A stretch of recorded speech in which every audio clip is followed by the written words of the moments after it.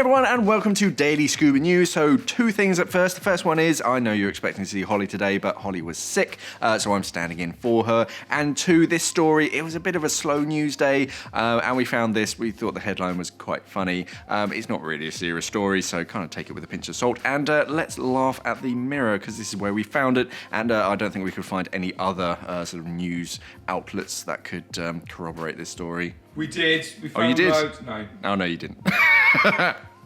Okay, so yeah, we're going to be talking about killer dolphins. But yeah, we couldn't pass up a silly story like this, unfortunately. So put on your tinfoil hats and let's talk about fleets of killer dolphins. So apparently Iran has a fleet of dolphins that have been specially trained to attack enemy ships in a kamikaze-style suicide mission. So these dolphins have also been trained to kill enemy scuba divers as well, thanks to the harpoons that are strapped onto their heads. Who makes this up? No. So yes, this is actually a national paper, and they printed this story. Well, I don't know if they printed this story, but it was on their website. I would say it's on their website, but I would probably go as far as say it's near the back. So yeah, if you're diving in these waters, take care. So these underwater troops can supposedly tell the difference between Russian and American submarines. Plausible, because it's the sound of their propulsion systems, and they were trained by the Soviets apparently. And they've been trained to swim straight at enemy submarines with explosive sea mines strapped to them, blowing holes in the hull of the submarine.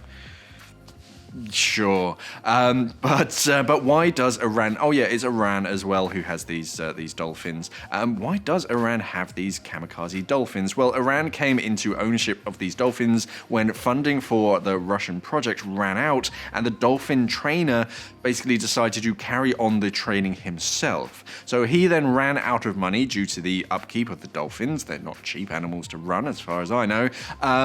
Yeah, they're expensive, so he sold them to Iran. So yeah, Iran apparently has, allegedly, I should say, my lawyers keep saying. It is the Mirror, it is solid evidence. Yeah, apparently Iran has a fleet of killer dolphins, apparently. Okay, so all silliness aside now, this sort of thing really does suck. These poor dolphins have been trained to do horrible things, and we're kind of seeing a few of them. There was a beluga whale a little while ago that had like this Soviet-style harness on, and it was really like coming up to people, and it's so we don't really know what they're kind of doing, but they're definitely doing stuff to these sea mammals. Yeah, this sort of thing should never happen. Sadly, the only time this sort of thing will stop is when humans are wiped off the face of the earth, because we're the kind of things that do this kind of stuff. But yeah, on that happy note, that there are some nice people. I'm sure you're out there. Yeah. Yeah, we're going to end that story there. If World War III really does happen, do you think Iran will use these poor dolphins?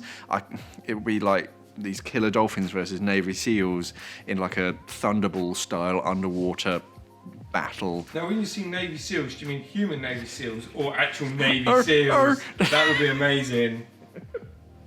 Oh my God. I'm sorry. We'll get back to normal news stories tomorrow, hopefully. I don't know. But let's discuss in the comments below, is there anything that we can do to get this fleet away from Iran and put them into some kind of sanctuary where they can live normal dolphin lives? Let's have a nice chat in the comments below. Thank you for watching, and of course, safe diving.